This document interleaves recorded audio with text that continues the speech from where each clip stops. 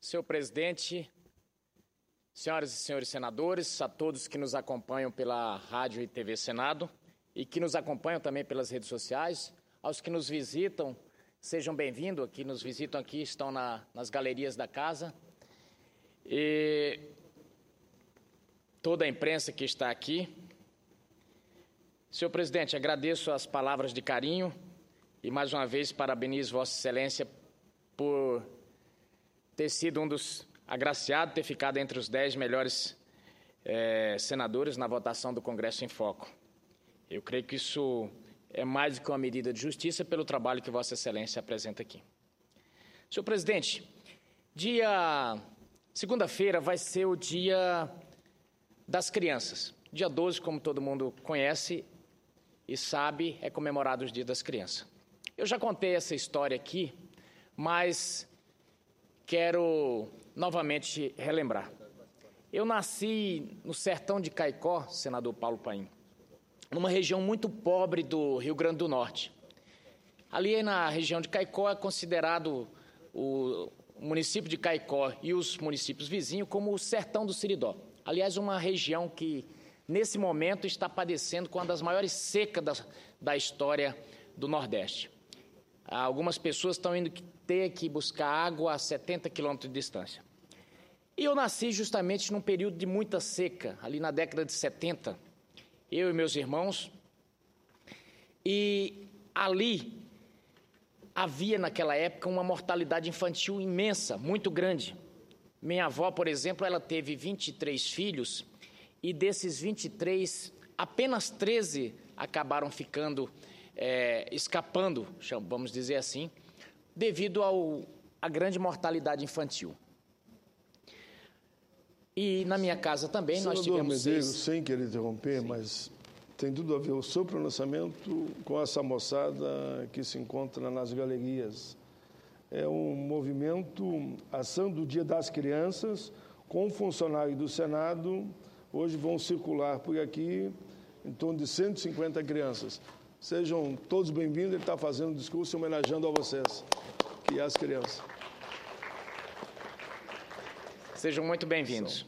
Mas, senador Paim, como eu lhe dizia agora há pouco, nasci justamente nessa região do Brasil tão seca e tão pobre. E, inclusive, dois dos meus 6 irmãos, ou dos meus 5 irmãos, acabaram falecendo devido à desnutrição infantil, que ali era imensa. Morria a mortalidade infantil no Nordeste, na década de 70, era uma coisa gigantesca. Mas, justamente fazendo esse link com o Dia das Crianças, é disso que eu queria falar, do período da minha infância. Faltava tudo. Eu venho de uma família, e não falo isso para fazer cara de coitadinho, né, o perfil de coitadinho, mas dizer que da importância de uma infância com um lar estruturado e de um lar com carinho, porque eu acho que era impossível ser mais pobre do que os meus pais eram. O Nordeste ali, as pessoas lutavam para ter alguma coisa para comer, e é tanto que a nossa família acabou indo para o Mato Grosso, buscando outras oportunidades e uma forma de fugir daquelas dificuldades. Mas eu queria ressaltar aqui a forma como foi a minha infância. Nesse Dia das Crianças, eu vejo que há uma corrida desenfreada pelo brinquedo mais caro, pelo brinquedo mais tecnológico. E eu me lembro que a gente, lá em casa, meu pai fazia brinquedos com ossos de cabra, com ossos de gado. E toda noite, o nordestino ele dorme em rede. Boa parte naquela época dormia em rede. Mas antes de dormir, minha mãe sempre contava uma história. De forma que a dificuldade financeira era muito grande, faltava tudo, mas uma coisa não faltava.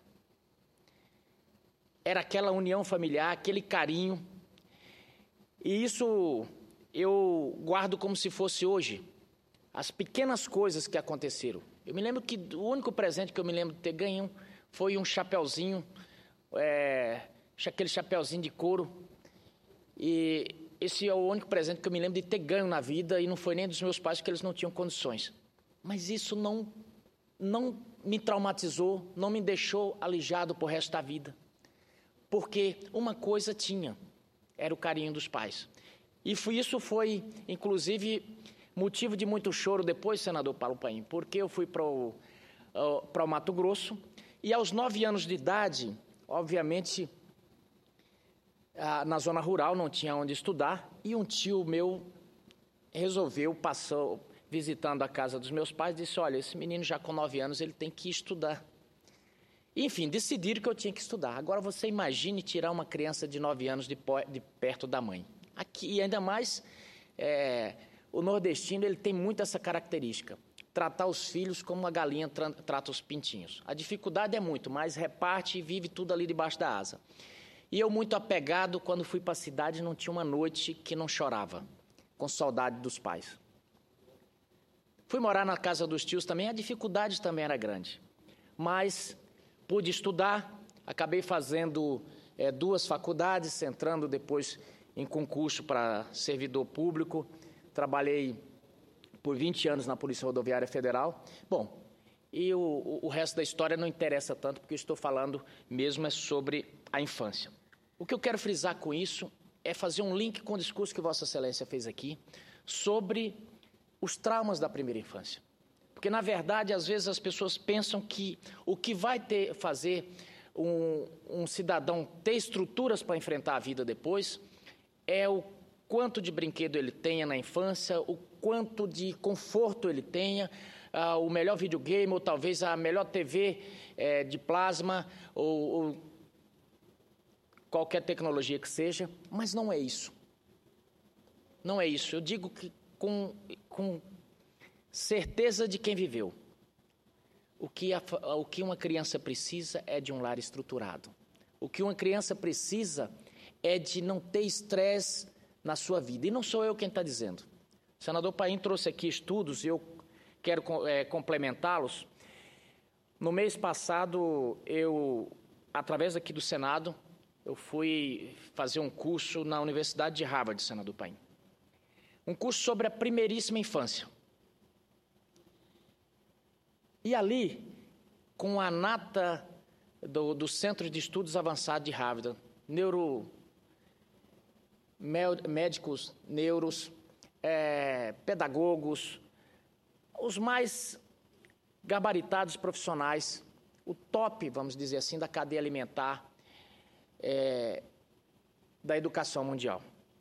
E eles chegaram, alguns anos atrás, a uma conclusão de que é o estresse crônico na primeira infância que acaba trazendo transtornos ao longo da vida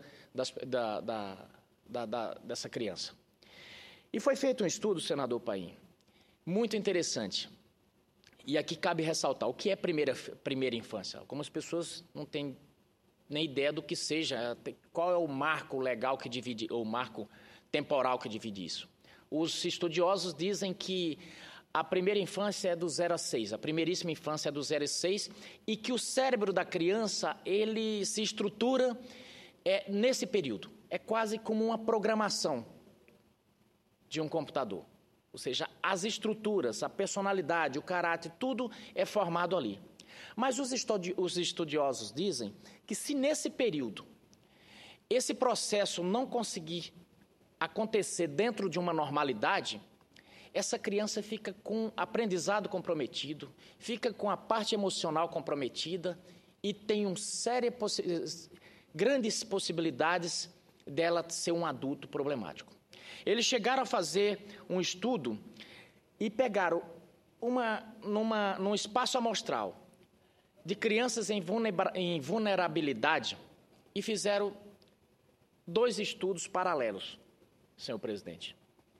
Pegaram algumas crianças vindas de uma comunidade muito pobre, com situações de políticas públicas quase zero, saneamento muito ruim, saneamento básico ruim, e eles começaram a acompanhar, não com recursos financeiros, mas com políticas públicas. Fizeram acompanhamento dos 0 a 6 anos em alguns grupos, em um grupo, de forma que ia uma assistente social toda semana observar como é que estava a família, como é que estava a vida daquela criança, como é que ela estava indo na escola, enfim, acompanhando como estava a saúde emocional da criança, como estava o desenvolvimento da criança, se estava num local propício a muito estresse, porque quando se diz estresse, não é que a criança não vá ficar estressada, não é a criança chorou, já está estressada, está comprometida, não é isso.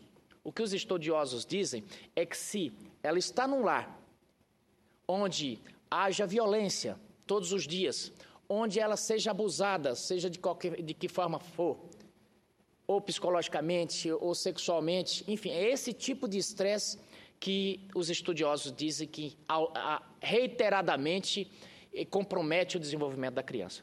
Então, esse estudo foi feito e esse grupo de criança foi acompanhado dos 0 a 6 anos. E eles fazendo aquele acompanhamento de forma que a criança pudesse ter aquele desenvolvimento sem estresse, sem obstáculos. E um outro grupo também observado, mas eles não interagiram. O Estado não fez nada naquele grupo, simplesmente deixou a vida seguir. O certo é que eles acompanharam por 37 anos os dois grupos. E o gráfico que depois eles apresentaram é estarrecedor. Simplesmente parecia uma boca de jacaré. Aquele grupo que foi acompanhado e que monitorado com assistente social, com políticas públicas, eles tiveram melhor aprendizado, acabaram galgando melhores posições socialmente falando, teve índice muito pequeno de criminalidade, e eles fizeram todo um estudo desses dois grupos e chegaram à conclusão de que cada dólar investido no primeiro grupo significou uma economia de 7, porque com o outro grupo que não foi investido nada, eles acabaram tendo que gastar $7 a mais. Ou seja, a conta é 1 para 7. Então, chegaram à conclusão de que o investimento na primeiríssima infância, ele é muito rentável para o Estado.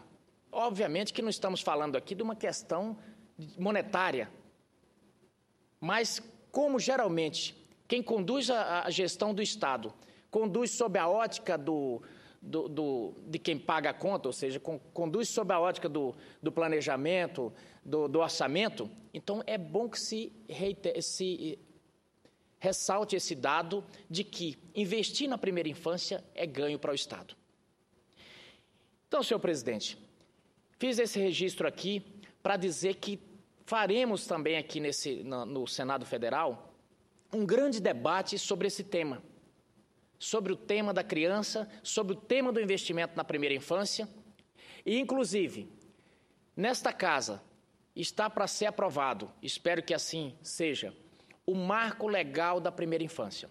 Esse projeto nasceu justamente desse estudo desses profissionais lá na Universidade de Harvard, que a partir desse primeiro estudo que eles começaram a fazer, que, aliás, esse estudo que citei aqui não foi feito na Universidade de Harvard, foi feito por uma outra universidade, mas que foi, todos esses profissionais começaram um trabalho ali em Harvard e começaram a ver que só havia uma forma de mudar esse quadro. Era convencer os gestores, os formuladores de políticas públicas para que pudessem mudar a situação do mundo. E eles fazem todo ano um curso na Universidade de Harvard chamando parlamentares e gestores do mundo inteiro, governadores, prefeitos, secretários de saúde, e tive a honra de participar desse curso. E a partir desses estudos, surgiu ali, por iniciativa do deputado Osmar Terra, e depois, posteriormente, e também com a parceria da fundação, uma fundação brasileira, Fundação Maria Cecília Souto Vidigal, do Luiz, da Isabela e de tantos outros que ombrearam essa luta e começaram a gestar ali um projeto de formar o Marco Legal da Primeira Infância. E foi então aprovado na Câmara dos Deputados esse projeto, caminhou aqui para casa, aqui para o Senado, e está agora ali na Agenda Brasil e que nós estamos, inclusive, conversando com o presidente Renan para que seja mandado em regime de urgência aqui para o plenário, até porque é um projeto que já está maduro para ser votado, porque ele foi discutido por mais de um ano lá na Câmara dos Deputados, foi discutido com audiência nos estados, então é um projeto que já passou pela Comissão de Educação, com a relatoria da senadora Fátima Bezerra, inclusive, então está maduro para ser votado aqui. E nós temos tido reuniões com o presidente Renan, porque é um projeto da maior importância e que, com certeza, vai mudar a forma como os estados, como os municípios e como a União encara as políticas para as crianças. Na verdade, hoje o que existe são políticas esparsas, políticas públicas que as crianças são atendidas de forma transversa, mas não existe um olhar ainda do Estado para essas crianças, para esses novos cidadãos, ou seja, não existe um olhar do Estado brasileiro, da União, para o futuro do Brasil. Porque se não investimos, se está provado cientificamente de que ao não cuidar, não regar essa plantinha no início da sua existência, ela fica comprometida depois, é certo que se não estamos olhando assim, estamos virando as costas para o futuro desse país. E falando sobre o Dia das Crianças, senhor presidente, este ano não será um ano tão bom quanto no ano passado. As associações comerciais preveem uma queda de 10% nas vendas, e eu estou falando aqui, estava falando justamente da primeiríssima infância, e falei que os brinquedos não é que fazem uma boa infância, mas as crianças também gostam de brinquedo. Eu disse que eles não são primordiais, não fazem parte de estruturar, mas isso não significa que as crianças não gostam de ganhar um brinquedo. E como eu estava falando, segundo os dados das associações comerciais, as contratações de mão de obra temporária, ao que tudo indica, serão bastante prejudicadas. Senador Medeiros, eu vou tomar liberdade. Por favor. Estamos recebendo aqui o senador Mozaguildo, um grande senador da República, deu uma grande contribuição ao país e agora ele é secretário de governo de Roraima, respondendo aqui por Brasília. Então, ele estava comentando aqui, esse senador é bom, ele dizia para mim, sim, é um jovem senador. Seja muito foi um dos premiados do Congresso Foca, eu estive com ele lá. Seja muito bem-vindo, senador Mozarildo. Já lhe assisti muito na TV Senado e visitei o seu estado recentemente, a bonita cidade de Boa Vista, que é uma cidade, senador Paim, que ela não é uma cidade vertical. Mas eu falei, olha, é incrível como você se sente bem quando chega ali. E pude ter a grata satisfação de caminhar ali pelas ruas, de ver aquele clima agradável, como as pessoas são receptivas, e de forma que é uma honra recebê-lo aqui, senador. Mas, senhor presidente, se levarmos em conta o desaquecimento de nossa economia, com perdão do eufemismo, essa realidade já estava contratada. Mas não é sobre isso que quero falar. Quero falar hoje sobre o real significado desse dia, sobre o significado do chamado Dia das Crianças. O vínculo entre a compra de presentes e o Dia das Crianças, como sabemos, e já repeti aqui hoje, é resultado de uma astuta manobra de marketing para turbinar as vendas de brinquedos e produtos infantis. Algumas empresas, ainda na década de 60, tiveram a brilhante ideia de estabelecer essa associação. Hoje em dia, é impossível desassociar o Dia das Crianças da compra de presentes. Isso não é só com o Dia das Crianças. Eu vou fazer aqui, nós estamos chegando a dezembro agora, também dissociar, é difícil desassociar hoje também o Natal da compra de presentes. Aliás, a figura de Cristo já praticamente desapareceu do Natal. Hoje, quando se pergunta para alguns o que representa o Natal para você, ele vai lembrar do presente e da ceia, e isso que aconteceu. Isso é o marketing que acaba fazendo isso.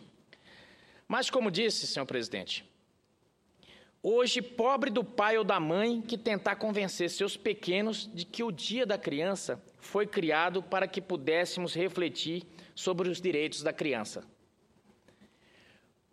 como recomendo a ONU e a Unicef, e não para que eles pudessem ganhar presentes e brinquedos. É claro que as crianças têm o direito de ganhar presentes, afinal de contas, ser criança é brincar, e é brincando que ela domina as ferramentas necessárias para a vida adulta. Mas elas têm o direito a muito mais do que isso. E acaba de chegar aqui uma comitiva nas galerias do Senado. Com certeza, nosso presidente vai dar as boas-vindas. Sejam muito bem-vindos. A criança, como já disse, senhor presidente, é o pai dos homens.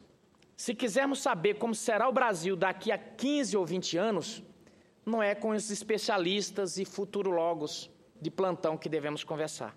Não. Basta parar um pouco, respirar fundo e olhar para as nossas crianças. Basta parar e descobrir que tipo de escolas elas estão frequentando. Basta parar e descobrir que tipo de assistência médica elas estão recebendo. Basta parar e ver até onde se estende o braço forte do Estado no cumprimento do dever de proteção integral à infância. Se pararmos e olharmos para as nossas crianças, para esses milhões de brasileirinhos e brasileirinhas, o que veremos? Eu sei o que vejo, e devo dizer que a imagem a mim não me agrada, como disse Albert Einstein. Ou pelo menos, como dizem que ele disse, abro aspas, a palavra progresso não faz nenhum sentido enquanto ainda houver crianças infelizes. Fecho aspas. Boa vontade não falta. Não faltam declarações, convenções, estatutos e leis. Em 20 de novembro de 1959, a Assembleia Geral das Nações Unidas, a ONU, adotou a Declaração dos Direitos da Criança, refletindo os princípios da Declaração Universal dos Direitos Humanos de 1948. Em 1989, a Convenção sobre os Direitos da Criança, considerada a Carta Magna das Crianças, deu status legal a esses direitos e instituiu um instrumento jurídico considerado lei internacional, ratificado por 193 países. No Brasil, a Constituição de 1988 já ordenava que dessemos prioridade absoluta para as crianças. Seu artigo 227 diz que elas devem ter, e enfatiza a expressão, prioridade absoluta no que se refere ao direito à vida, à saúde, à alimentação, à educação, ao lazer, à profissionalização, à cultura, à dignidade, ao respeito, à liberdade e à convivência familiar e comunitária. Além disso, o Estado também tem a obrigação de colocá-las a salvo de toda forma de negligência, discriminação, exploração, violência, crueldade ou opressão. É isso que nos diz o texto constitucional. E aí vocês, de repente, me perguntam, tá, senador, mas você está defendendo aqui a criação de mais uma lei, já que essas todas, olha, porque se for cumprido o que está dizendo a Constituição, está perfeito. Mas é justamente para isso que nós temos que fazer aqui o marco legal, e eu explico. Algumas leis, algumas diretrizes foram colocadas na Constituição, alguns princípios que precisam justamente serem regulamentados, para que tenha a eficácia, ao que se chama a mão longa do Estado, né? Para que chegue lá na ponta. E é justamente por isso que nós estamos lutando aqui, para especificar, para dizer o que tem que ser feito, o que cada secretário de educação, o que cada secretário lá no município ou no Estado tem que fazer, para que esse comando normativo da Constituição possa chegar aonde deve chegar. Para que não fique simplesmente com uma retórica, como uma coisa bonita e uma letra morta. No rastro do modelo da prioridade absoluta, surgiu em 1990 o Estatuto da Criança e do Adolescente, que, a despeito de pequenas imperfeições, é um marco indiscutível no reconhecimento dos direitos da criança e do adolescente em nosso país. Em suma, já reconhecemos aqui e alhures que as crianças são sujeitos de direitos, que esses direitos são inalienáveis e que não é possível tratá-las de outra forma que não seja como prioridade absoluta na formulação e na execução das políticas públicas. Acredito que ninguém, em sã consciência, discordaria da ênfase que a legislação brasileira dá às crianças. Mas a pergunta que faço é, estaremos conseguindo transformar essa ênfase de papel em ênfase real, feita de ações? Será que nossas crianças estão recebendo o tratamento que merecem, sem a qual não há esperança de um Brasil melhor daqui a 15, 20 anos? Como disse Nelson Mandela, e hoje faço questão de recorrer a alguns iluminados da história, porque muitas vezes pequenas frases dizem mais do que longos discursos. Pois então, como disse Mandela, e abro aspas, não há revelação mais aguda da alma de uma sociedade do que a forma como ela trata as suas crianças. Como estaremos tratando nossas crianças? Como estaremos revelando nossa alma?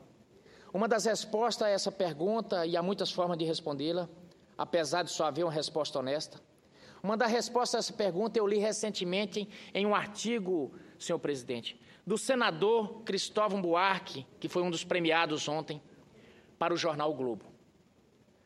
O senador Cristóvão, nesse artigo, conta uma história de triste beleza. Beleza de ver como seria fácil nos transformarmos no país que queremos ser. E tristeza de constatar como tem sido difícil, politicamente falando, viabilizar um projeto que poderia transformar nosso destino em pouco mais de uma década. Há 10 anos, nos idos de 2005, o helicóptero Super Puma, de prefixo FAB 8740, da Presidência da República, senador Paim, fez um pouso forçado no interior do Pernambuco, próximo à cidade de Caruaru. Imaginem os senhores a festa que não fizeram as crianças do local. E aqui eu consigo imaginar um cenário, porque eu me lembro o estado em que fiquei na primeira vez que vi um carro, senador Paim. Era uma coisa do outro mundo, aquele motor funcionando, aquelas coisas vermelhas que eram as lanternas. Eu fiquei extasiado de ver aquela... Hoje em dia, se falar isso para uma criança, ele fala, que otário. Ele vai dizer isso. Está acostumado com isso. Mas para uma criança lá do interior do Nordeste, aquilo era uma maravilha. Ver aquela coisa andando, parecendo que está viva. Isso foi a forma que eu senti quando eu vi a primeira vez um automóvel. Agora imagine para as crianças, que eu creio seja a mesma realidade, lá do interior do Pernambuco, baixar de repente no seu quintal uma máquina, um helicóptero da FAB. Pois bem, mas a festa e a surpresa não paravam por aí. Imagine para a criança que tudo é novidade, e não é toda hora que ele pousa um helicóptero no quintal, mas a maior novidade ainda estava por vir, senador Paim, e veio quando do helicóptero desembarcou nada mais, nada menos que o presidente Lula e sua comitiva. Esse fato, talvez alguns se lembrem que foi um pouso forçado que o helicóptero oficial da Presidência da República fez esse pouso forçado. O fato ficou registrado em uma foto histórica. Do lado esquerdo de uma cerca de arame farpado, agachado e pensativo, está o presidente, e do outro dezenas de crianças, algumas sorridentes e outras desconfiadas. Naquele momento, e esses desconfiados eu quero fazer um parênteses, senador Paim. Menino de roça, não digo os de hoje, mas antigamente alguns de nós, quando via gente que chegava, a gente corria para se esconder. Ou no mato, se não desse para chegar, ou então se escondia atrás das portas e ficava olhando pelas frestas, desconfiado. Então imagina essas crianças aqui. Naquele momento, aquelas crianças tiveram sobre si os olhos do poder. Naquele momento, elas se tornaram visíveis para o Brasil. Isso aconteceu há uma década. E uma década, convenhamos, é muito tempo na vida de uma criança. Depois que crescemos, senador Paim, parece que as décadas passam na velocidade da luz. Mas, para uma criança, 10 anos é muito tempo. É o tempo que leva, senador Paim, para se transformar no adulto que será pelo resto de sua vida. Pois bem, o que o Brasil fez com aquelas crianças ao longo desses 10 anos? Em que o Brasil as transformou? O artigo do senador Cristóvão Buarque responde a essas perguntas de formas contundentes. Tassiana, que era uma das crianças, tinha 6 anos, deixou a escola aos 14 e engravidou aos 15. O seu irmão, conhecido como Cambiteiro, também deixou a escola e acabou assassinado. Rubinho, de 7 anos, não completou a 5ª série e hoje já tem filhos. O irmão dele, que teria hoje 15 anos, já foi preso, jurado de morte, esfaqueado e acabou fugindo e desaparecendo. Jacques largou a escola com 13 anos. Jailson e Josivan não completaram a 4ª série. Nego não foi à escola e hoje já tem 2 filhos. A quem se perguntou o que o Brasil fez com aquelas crianças, essa é a resposta. Foi isso que o Brasil fez com aquelas crianças. Foi isso que nós fizemos. Às vezes, olhar para trás pode ser triste, mas o passado é o manual de instruções do futuro e temos a obrigação de interpretá-lo. O nascimento de uma criança, segundo dizem, é como uma mensagem de que Deus não perdeu as esperanças e de que Ele ainda não acredita nos homens, e de que Ele ainda acredita nos homens. Aquelas crianças, senhor presidente, nos oferecem hoje seus filhos, Tassiana, Rubinho, Nego e tantas outras ex-crianças do Brasil nos oferecem hoje, por meio de seus filhos, a oportunidade da redenção, a oportunidade, como dizia Saramago, de não nos envergonharmos das crianças que fomos. Dentro de 10 anos ou 15, quando olharmos para o dia de hoje, o que veremos, o que diremos, o que sentiremos? Tristeza? Vergonha? Desalento? Não há motivo. Não há razão ou justificativa para que os sentimentos não sejam de alegria, de orgulho e de esperança. Basta que, em nossas opiniões, palavras e votos, demos de fato prioridade absoluta às meninas e meninos do Brasil. Basta isso. E já me encaminho para a conclusão, senhor presidente. Os brinquedos nesse dia 12 de outubro, eu digo aos pais, são importantes. Senador Medeiros, fique à vontade para o seu pronunciamento, pelo tempo que for necessário. Obrigado, senhor presidente. Eu vou ainda num congresso em Alagoas, representando o Congresso e o Senado, num congresso dos aposentados e pensionistas de todo o Brasil, onde provavelmente o presidente Varley vai ser reeleito, mas o meu voo só sai a 1h, então fique tranquilo. Agradeço, senhor presidente. E queria dizer aos pais, na segunda-feira, é dia 12, dia das crianças, os brinquedos são importantes. Não deixem de dar, se puder dar, dê. Eu fui criança e sei o quanto isso é importante. Mas muito mais importante do que isso, é o carinho, é o apoio, é aquela coisa do filho saber, eu tenho a segurança, meu pai e minha mãe estão ali. Eu me lembro de uma música do Padre Zezinho, senador Paim, que ela dizia, aquela música Utopia dizia o seguinte: quando me lembro dos meus tempos de criança, que ao fim do dia, via meu pai chegar cansado, mas aquilo era sagrado, 1 a 1 ele afagava. E perguntava, quem fizera estripulia, e mamãe nos defendia, e tudo aos poucos se ajeitava. E por aí vai, é uma música linda. E no final ele diz, hoje se fala do discurso, do desquite e do divórcio, a música foi feita na época do desquite e do divórcio, o amor virou consórcio, compromisso de ninguém. Mas tantos filhos que moram em palácios, o que gostariam de um abraço e do carinho entre os seus pais. E por aí vai, é uma música linda, mas que a síntese é justamente isso que estamos falando. O que a criança precisa, na verdade, é de um lar saudável. As outras coisas se ajeitam. E aí, de repente, se diz, olha, mas vocês estão falando de leis, de marco legal. Não é muito o Estado se inferir nessas coisas? Não, o Estado pode fazer. Porque quando tem políticas públicas, o Estado tem como ajudar para que esse lar seja saudável. Porque o amor é forte, mas quando a necessidade é demais, corre o risco dele sair pela janela. Então, dia 12 é o dia, na verdade, do futuro do Brasil, senador Paim. E aqui fica esse desafio do Congresso Nacional, da Câmara dos Deputados, do Senado Federal, da Presidência da República, das prefeituras, dos estados, de lutar para que esse futuro não fique comprometido. Muito obrigado, senhor presidente.